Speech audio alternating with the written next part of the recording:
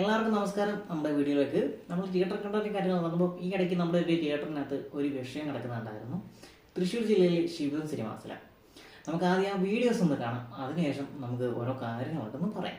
നമുക്ക് നേരെ വീഡിയോയിലോട്ട് പോകാം. ആ നടന്നൊരു പ്രശ്നത്തിൻ്റെ ഒരു ചെറിയൊരു ക്ലിപ്പ് നമുക്കിവിടെ പ്ലേ ചെയ്യാം.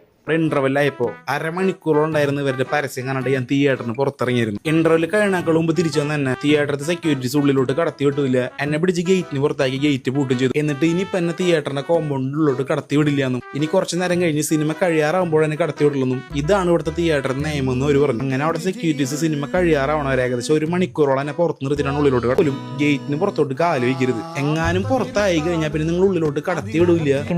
വീഡിയോസ് ഒക്കെ കണ്ടല്ലേ, എന്നാൽ നമുക്ക് കുറച്ച് കാര്യങ്ങൾ സംസാരിക്കാം. തിയേറ്റർ ബ്ലോഗൊക്കെ ചെയ്യുന്നതുകൊണ്ട് നമുക്ക് ഓരോ തിയേറ്ററിലെ അവസ്ഥയെ നമുക്ക് കൃത്യമായിട്ട് അറിയാം. പല തിയേറ്ററിലും മദ്യപിച്ച് ആൾക്കാർ വരാറുണ്ട്. അതിനെ നമ്മുടെ തിയേറ്റർ സ്റ്റാഫ് നല്ല രീതിയിൽ പറഞ്ഞു വിടാറുണ്ട്.